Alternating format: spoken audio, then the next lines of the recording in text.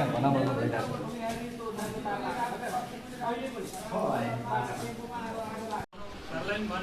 तर लाइने छाने बिक भन्दै नाच्छ अनि त्यसलाई सरले पनि गाली गर्नुभयो हामीले पनि करायौँ सबैले लागेको नलागेको होइन अब तपाईँको घटना स्तरमा पुग्नलाई ढिलाइ भयो